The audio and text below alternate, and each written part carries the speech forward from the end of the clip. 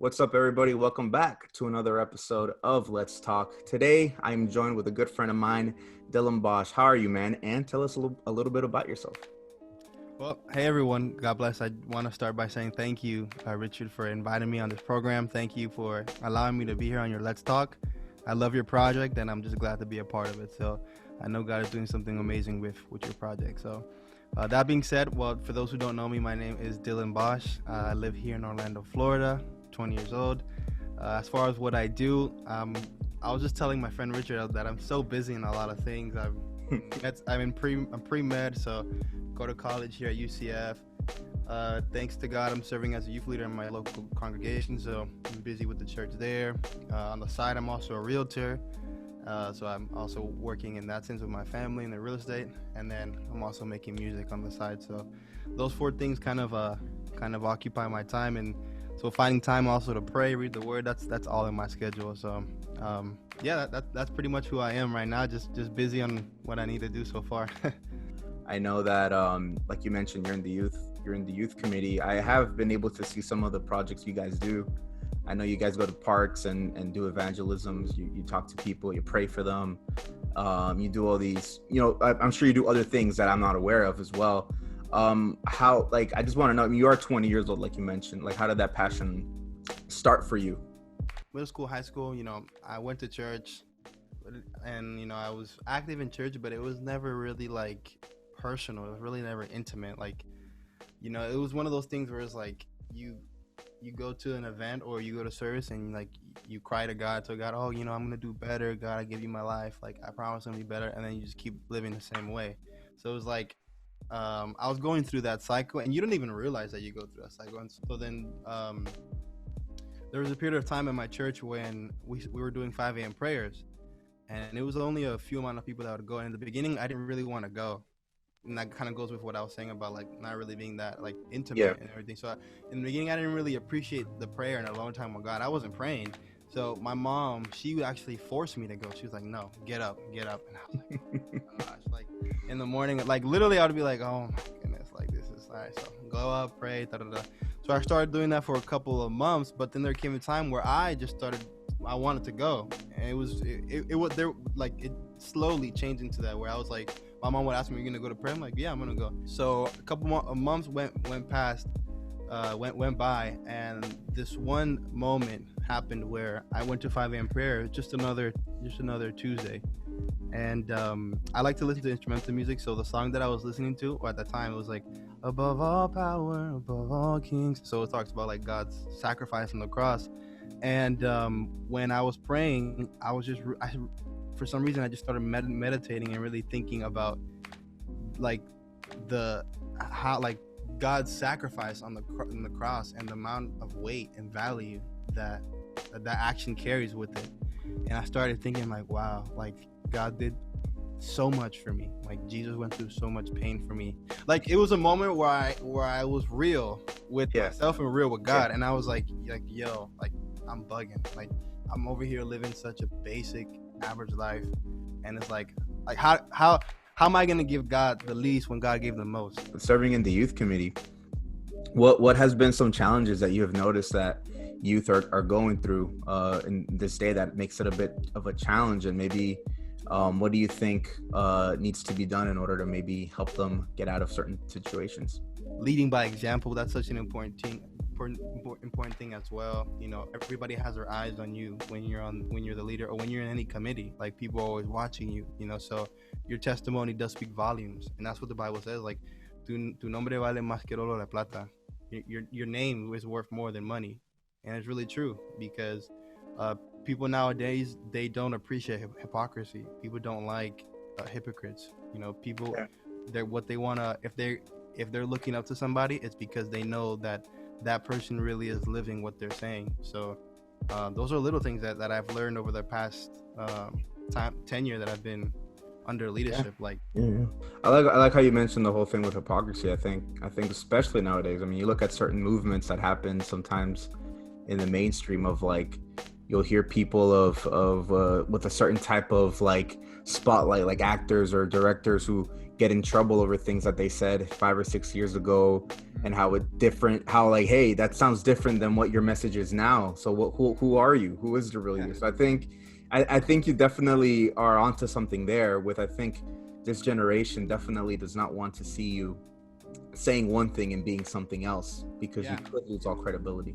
And I can say that because it's happened to me, and like I'm the first person to say that it's happened to me where I say something, or that I say something and I didn't do it, and you feel that you feel like those eyes looking at you like, hey, that's not right. And it's not a good feeling, you know, because you don't want people to feel that way towards you, or you don't want people to have that tainted image of you, or you don't want to lose credibility, you know. So I can say that because I know what it feels like. Dylan, bro, let's talk about music, man. I mean, okay. I think I think the word on the street is that you came out with a song. You know, it's out there. It's out there. People are hearing. People are hearing it. It's called "Listen and Obey." And Listen and Obey. I've heard it a couple of times. I really like it. I think you did a great job. And well, dude, I think I want to get started a little bit with kind of the process of it. Like when you released the song, I was really happy for you. From my perspective, I was, you know, keeping track of your Instagram, and I noticed how like you kept reposting like people's like posts of them hearing your song, and I was like, yo, this is a lot of people. And I was really happy for you, because I was really happy for you, man, because like, I mean, on top of the fact that you're doing music that worship God, I think in any type of medium, and when it comes to art, it's hard to have support when you're stepping in, and kind of seeing that. I think from my perspective, I thought it was great. Were you expecting that? Were you nervous did you have fear that people wouldn't like it? Like, what was your experience when it came to that, when you released that song? Yeah, well, personally, I'm really hard on myself. Like, I'm always worried about that one person who's not gonna like it. Unfortunately, and it shouldn't be like that. But I honestly was not expecting the response to be that great, because, like you saw, like the amount of people who shared it, that alone, like other people from other states, like people who I didn't even have contact with, like they even shared it, and I was like, whoa, this is wild. And then and behind the scenes, people who were messaging me about how the song impacted them, to me it was just like, wow, it was mind blowing. I couldn't believe it. Like it was crazy. I had never experienced that. Like the Friday I released it at 12 a.m., like my phone was blowing up, and then I wake up Saturday morning and my whole phone was like, I was like, what? This is wild. That's great. So, I was not expecting it. It's mind-boggling, and until this day, I still have people like sharing it and sending me messages. I'm just overwhelmed. Let's talk a little bit about the song, bro. Like, where did the inspiration come from? What was your original idea for this? When I started praying, I had to learn how to really trust in God and understand that God literally is in control. He's in control of it all. So that's kind of where the message came out of, like, God, I want to give you my obedience. Like, wherever you take me, that's where I'm going to go. And you look at Abraham. Abraham had no idea. He had no knowledge of a God, of Jehovah. And God speaks to him. He hears a voice from God and tells him, listen, leave your country and go to this town that I'm going to send you. And he just goes. He doesn't question anything. He just goes. So that's a sign of faith. And Romans talks about how he was declared righteous because of his faith. So it's like, God, wherever you're taking me, I know it's gonna work out, and it's perfect because his plan is perfect. So whatever you want to do with my life, like, that's what I want to do, and I'm gonna obey. So that's kind of where the message of listen and obey came from. It's like, God, whatever you want me to do, I'm gonna listen, and I'm gonna follow you. I'm gonna obey whatever you tell me to do. In terms of like developing the song, and like did you face any challenges? Were there moments where you felt like, should I give up? So that led me to begin the song. And when the pandemic hit too, I was staying home because of the lockdowns, and I started writing the song April of last year, April 2020. So almost a year ago, I started writing the song. Or I sat down on my piano, and I've always wanted to make music. I've always wanted to write something, but I never had the time. But now, because of the pandemic, I was like, oh, you know what? Like, I have my keys right here. I'll just sit down and write something. Yeah. So I started kind of developing my own melodies and kind of writing the lyrics. And I already knew that obedience was kind of what I wanted to do. So I started writing over the past April, March, May, for like the 2-3 months I wrote, and I actually finished a rough draft, and I submitted it. I sent it to a friend, Melody Castellanos, Okay. and she helped me. So I sent it to her, and she destroyed it. She was like, "All right, Dylan, I think we can do this better, and I think we can change this, like these words up." And so she was very detailed, and I really appreciate her for that. And if she's Yeah, for listening, sure. thank you, Mel. I love you. I really appreciate it. And it's like that first rough draft. You send Yeah. it, and it gets like totally destroyed. Yeah. But I was like, all right, perfect. I'm okay with that. I'm totally fine with that. So it's interesting. Interestingly enough, the bridge is the same bridge that I wrote in the beginning. So we kept the bridge. She wrote the chorus, and we wrote together the verse. And that took about to like July, I would say, maybe July. That when we had the official song with the lyrics. Yeah. And then then I sent it over to Sammy, her brother, and then we worked with a couple of friends. Uwe and Daniel Castellanos was there in the process too, and we would drive to meet up together and work on the song. So that took a couple months. We had our original demo like in August. This is August of last year. Oh wow. All this was going behind the scenes. Like, Yeah. we would drive to Sarasota. We would all meet up at Uber's house, sit down, think of chords, where we want to go with the song, kind of the vibe, how we want to start, everything. So we would sleep over there, and then we would stay the night. We would stay the night, wake up, work all day. So it was hours that we dedicated to it. So that time period with like the musicians was months, because then like deciding what instruments we wanted on it and what it needed.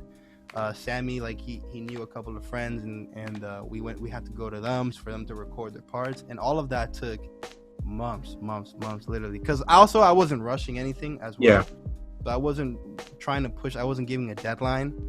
And so yeah, I wasn't in a rush as well, because this is my first song, so that's why I kind of took that long. But yeah, so that's. Were you surprised how long the process was?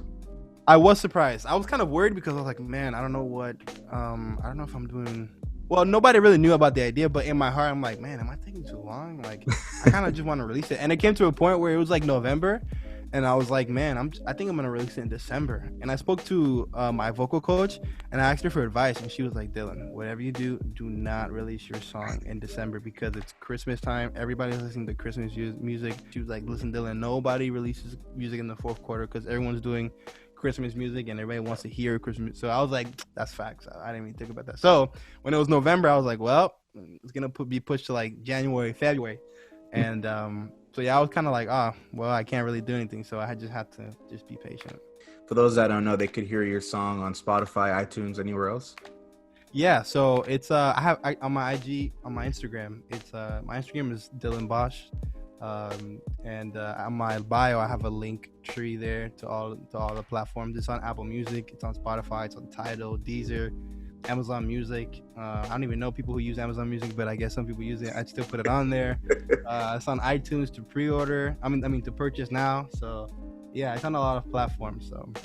All right, cool, man. So I mean, there's no excuse for everybody to not hear this song, listen, and obey. No excuse. And for those who don't feel the style of gospel, I also want to make other types of genres. So that's another thing too. Like, I'm gonna make new music, and it's gonna be versatile. It's gonna be different genres. So that's great. Yeah, that's what I'm planning to do, because I want to hit all of the listeners. So. That's awesome. So I mean, definitely, news to get excited about. I'll be definitely. Okay, I'm looking forward to seeing what you do, man. Honestly, I look forward to seeing what else you can do, bro. Dylan, bro, once again, thank you for being on the show. Thank you for sharing your testimonies and giving us a little, I guess, a little behind the scenes look into what the process was of Listen and Obey, bro. For sure, man. Once again, thank you for having me on your Let's Talk. Honestly, it's a blessing. It's an honor for me to be here. Man, I love you, and I'm supporting everything that you do, bro. So just like how you supported me, I'm also supporting you. So you can always count on me, bro. And to those who are listening, my song is available on all the platforms. Listen and Obey. Go check out my social media, Dilan Bosch. It's really simple. I'm on Facebook too. And be ready. We have new music coming soon, so just stay tuned. Awesome, Dylan. Thank you guys for watching another episode of Let's Talk. God bless.